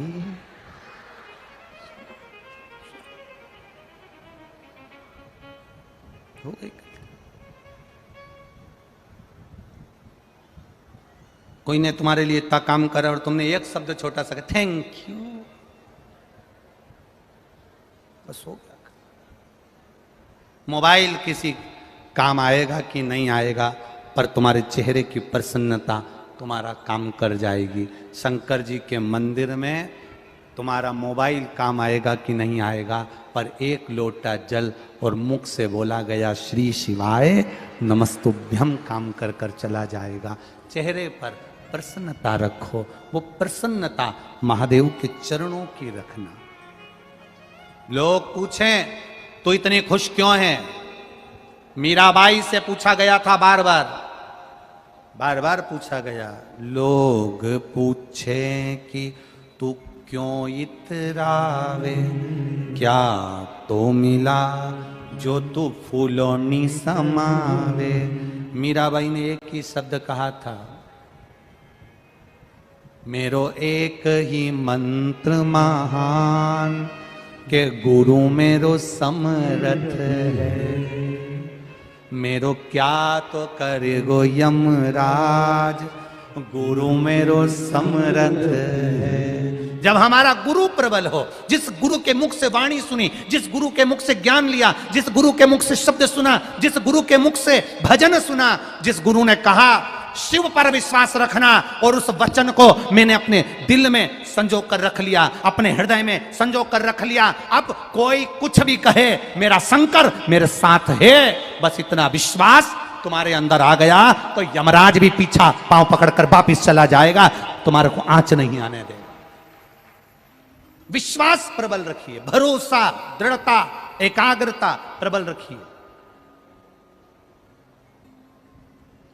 एक लड़के ने अपनी मां से कहा, मां तुम जिसकी कथा सुनती हो टीवी पर, ये सियोर वाला महाराज कहता है जो मांगो वो मिल जाता है, मैं कुछ मांगू? बेटे ने कहा टीवी के सामने कथा सुनो, जो मांगो 3 महीने में मिल जाता है, ये सियोर वाला महाराज कहता है। शिव महापुराण की कथा जहां बैठकर सुन रहे हो वो भगवान दे देता है, तो क्या मैं मांग लूं? मां ने कहा मांग ले। बेटा पहली बार सोफे पर पांव पसार के बैठा, पत्र में लिखा है, पत्र भी बताएंगे अभी आपको, पत्र में लिखा, पांव पसार के सोफे पर बैठा था। मुझे भी टीवी पर कहीं उस बच्चे ने, ये पुलिस के लोग नौकरी करते हैं या ड्यूटी कर रहे हैं पुलिस कर्मचारी, ऐसा उस बच्चे ने देख लिया, मुझे भी पुलिस बनना है, तो क्या भगवान मुझे बना देगा? माँ कहती है तेरी उम्र तो हो जान दे, फिर नौकरी के लिए अप्लाई करना, बन जाएगा। माँ 18 साल का हो गया हूं, अगर शिव पुराण में इतना बल है तो 18 साल में मेरी पुलिस की नौकरी लगा के बता दे। ये पत्र कह रहा।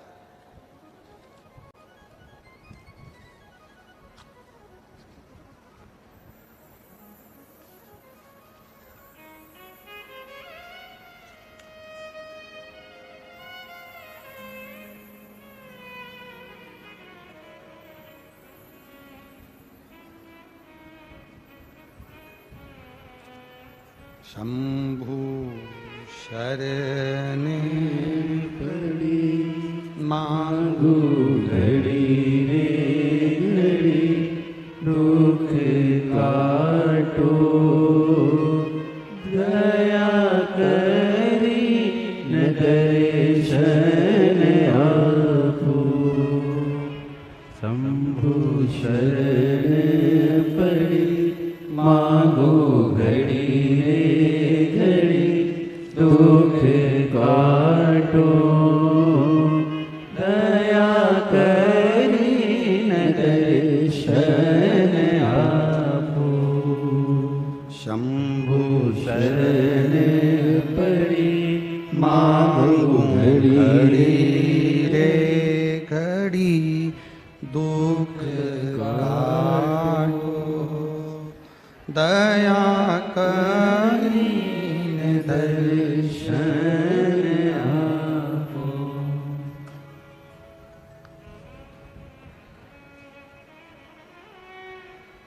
मेरा नाम मंगला गणेश कोली में रहने वाली चिंचोली तहसील जिला जलगांव महाराष्ट्र से हूं।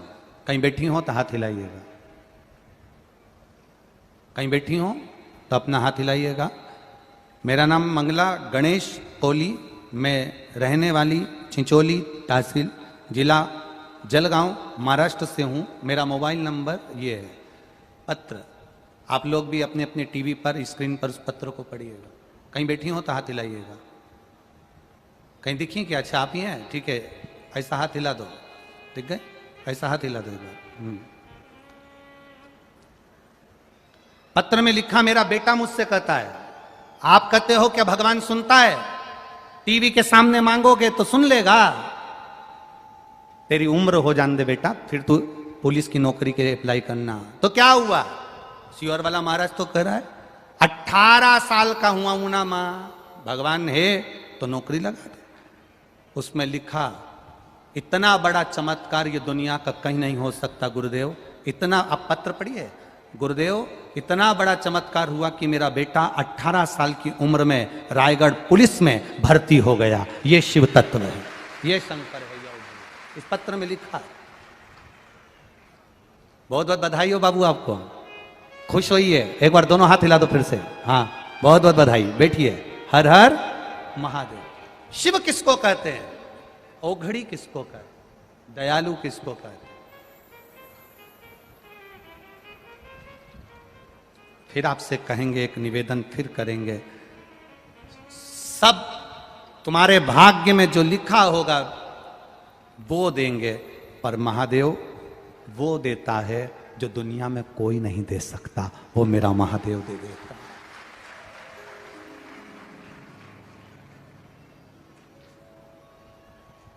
18 वर्ष की आयु में नौकरी मिल जाना, केवल एक टीवी के सामने कथा सुनते सुनते विचार कर लिया। अगर विश्वास पक्का है, कई लोग टीवी के सामने कथा सुनते हैं पर भरोसा पक्का नहीं कर पाते, कई लोग मोबाइल पर कथा सुनते हैं पर भरोसा पक्का नहीं कर पाते। आपसे भी निवेदन करेंगे, आपके मोबाइल का सदुपयोग करा करो। रात्रि में सोने से पहले 5 मिनट शिव महापुराण की कथा सुना करो। 5 मिनट निकालकर, पति भी है तुम्हारे पास में, बच्चे भी हैं तुम्हारे साथ में, 5 मिनट शिव महापुराण की कथा निकालो और सुनो। और विश्वास रखकर सुनना, भरोसा रखकर। दृढ़ता रखकर सुनो। यहां पर भी बैठे हो कथा सुनने के लिए, तो विश्वास पक्का रखना कि मैं कथा सुनने आई हूं, मेरा बाबा मुझे खाली नहीं भेजेगा, मेरी झोली भर कर भेजेगा, ये निश्चित है, खाली नहीं भेजेगा वो। एक पत्र भेजा है किसी ने, उसमें लिखा है 7 साल के बाद संतान दी। बाबा ने, डॉक्टरों ने मना कर दिया था कि तुम्हारे घर औलाद नहीं होगी। 7 साल संतान नहीं होगी, डॉक्टर ने कह दिया था तुम्हारे यहां औलाद का सुख नहीं है, डॉक्टर कहे। एक ने लिखा है 9 साल के बाद संतान हुई। कविता महेंद्र राठौड़, राजपुर जिला बड़वानी, मध्य प्रदेश से आई हैं कथा सुनने के लिए। कहीं बैठी हो तो हाथ हिला सकती हैं। कहीं अगर बैठी हो, कविता महेंद्र राठौड़, राजपुर जिला बड़वानी, मध्य प्रदेश से हैं। कहीं बैठी हो तो अपना हाथ हिला सकती हैं।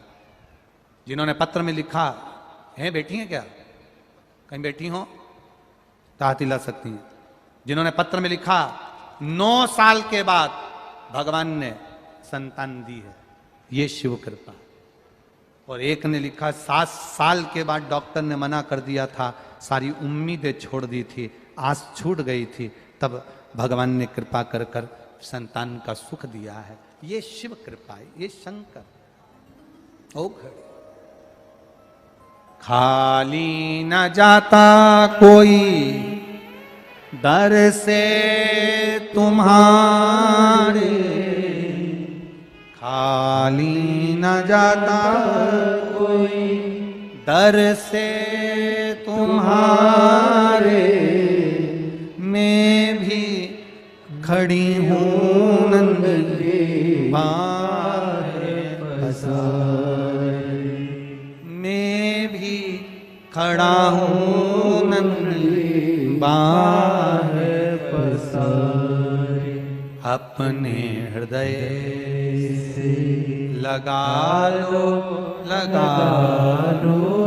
छत्रपति संभाजीनगर महाराष्ट्र की पावन धरा से कथा श्रवण करने का सुंदर सौभाग्य प्राप्त हुआ और निश्चित ही कथा के मुख्य यजमान आदरणीय आमदार विधायक महोदय प्रदीप शिव नारायण जी जायसवाल, निखिलेश प्रदीप जी जायसवाल, दीपाली निखिलेश जी जायसवाल, ऋषिकेश प्रदीप जी जायसवाल, काजल ऋषिकेश जी जायसवाल, जायसवाल परिवार संभाजीनगर महाराष्ट्र से जजमान का पदभार ग्रहण किया।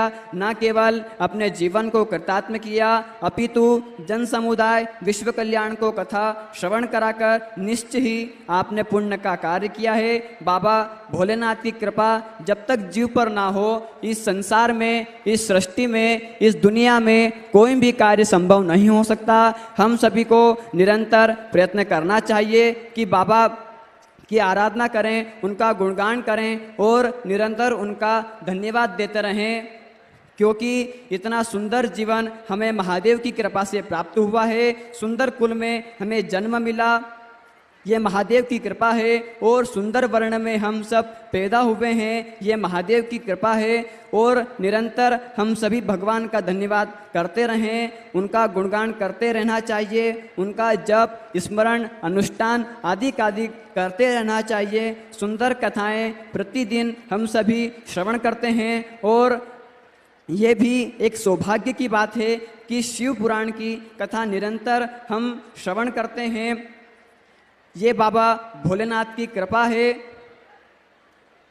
परिस्थितियां कैसी भी हो, पर सनातन धर्म के लोग, सनातन धर्म वर्ग के कुछ लोग परिस्थितियां से निकलना अच्छे से जानते हैं। कल कथा पांडाल में कथा विराम होने के बाद में तेज जल वृष्टि होने लगी और पूरे मैदान में कीचड़ हो गया। उसके बाद भी आप लोगों का इतना प्रेम, इतना विश्वास, इतनी श्रद्धा भगवान शिव के प्रति, लाखों की संख्या में शिव भक्त कथा श्रवण करने कथा पांडाल में पधारे।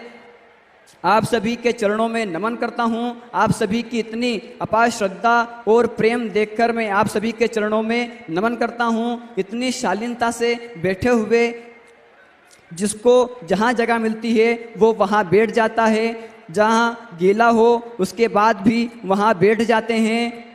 जिन भक्तों को स्थान नहीं मिलता वो रोड पर खड़े होकर कथा श्रवण करते हैं और आनंद प्राप्त करते हैं। कथा श्रवण कर कर निश्चित ही ये सभी तय है कि आप सभी का योगदान बाबा के चरणों में, आप सभी का तपस्या, ये आप सभी का प्रेम है, जो भाव आप मन में लेकर कथा श्रवण करते हैं। मेरा कुबेर भंडारी, मेरा राजाधिराज महाकाल राजा, मेरा काशी विश्वनाथ आप सभी की मनोकामना जल्द ही पूर्ण करे, आप सभी का भंडार भरकर रखे। पूज्य गुरुदेव रोज नई नूतन कथाएं हम सभी को श्रवण कराते हैं। श्रद्धा और विश्वास की कथा हम सभी भक्त को रोज श्रवण कराते हैं। यही श्रद्धा और विश्वास हम सभी को कल बारिश होने के बाद में भी देखने को मिल रही है। लाखों की संख्या में जन समुद्र हम सभी को देखने को मिल रहा है। सनातन धर्म की पताका को अपने हाथ में संजोकर पूज्य गुरुदेव चलते हैं और निरंतर सभी को भगवान भोलेनाथ का भजन करते हैं, उनके चरणों में जुड़ने का प्रयत्न करते रहते हैं। हम सभी को ज्ञात है कि सिद्धपुर नगरी सीहोर की पावन धरा पर विशाल कुबेरेश्वर धाम की स्थापना होने जा रही है। यह एक ऐसा धाम बनने जा रहा है जो 12 ज्योतिर्लिंग के बिल्कुल मध्य में स्थापित होने जा रहा है। बाबा की कृपा से अभी बाबा वहां पर विराजमान नहीं हुए हैं, पर जो भी भक्त कुबेरेश्वर धाम की पावन धरा पर पधारते हैं उनकी मनोकामना 3 महीनों के अंदर बाबा जल्द ही पूर्ण करता है। और कुबेर भंडारी बाबा कुबेरेश्वर धाम की पावन धरा पर जो भक्त कंकर शंकर की पूजन करता है उनकी मनोकामना जल्द ही बाबा पूरी करते हैं।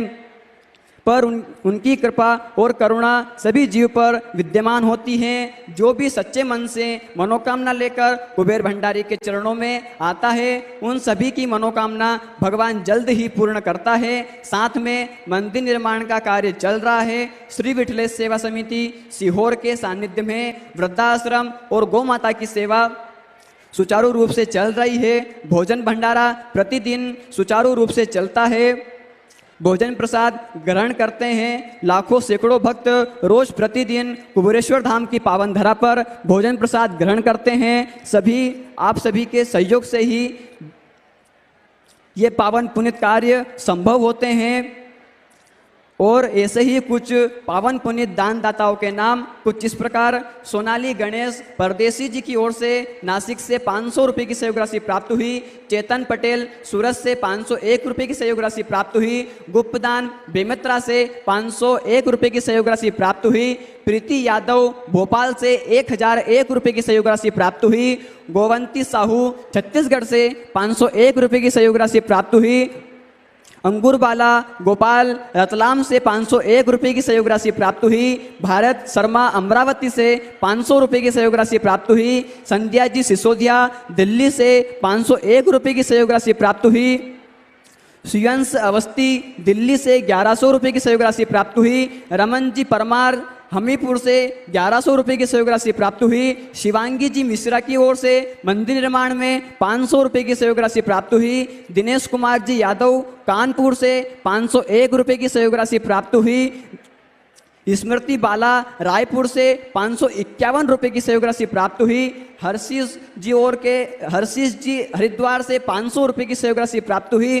गुप्तदान में 551 रुपये की सहयोग राशि प्राप्त हुई। सुलोचना जी की ओर से 500 रुपये की सहयोग राशि प्राप्त हुई। कैलाशी देवी टोंक राजस्थान से 501 रुपये की सहयोग राशि प्राप्त हुई। क्षमा देवी बीजानेर से 511 रुपये की सहयोग राशि प्राप्त हुई। किरण रामेश्वर जी जालना महाराष्ट्र से 1101 रुपये की सुंदर सहयोग राशि प्राप्त हुई। मनीष कुमार गौतम 501 रुपये की सहयोग राशि प्राप्त हुई। गुप्तदान में 501 रुपये की सुंदर सहयोग राशि प्राप्त हुई। बिहान कोटा से 1001 रुपये की सुंदर सहयोग राशि प्राप्त हुई। उपेंद्र सिंह जी झारखंड से 1001 रुपये की सुंदर सहयोग राशि प्राप्त हुई। बाबूलाल जी शर्मा जयपुर से 501 रुपये की सुंदर सहयोग राशि प्राप्त हुई। तुषार मूले अमरावती से 501 रुपये की सुंदर सहयोग राशि प्राप्त हुई। रेणु जी पांडे की ओर से 1100 रुपये की सुंदर सहयोग राशि प्राप्त हुई। सुरेखा दिलीप अकोला से 1501 रुपये की सुंदर सहयोग राशि प्राप्त हुई। पुष्पा जी अग्रवाल दिल्ली से 1100 रुपये की सुंदर सहयोग राशि प्राप्त हुई। किशन जी जयपुर से 501 रुपये की सुंदर सहयोग राशि प्राप्त हुई। अशोक कुमार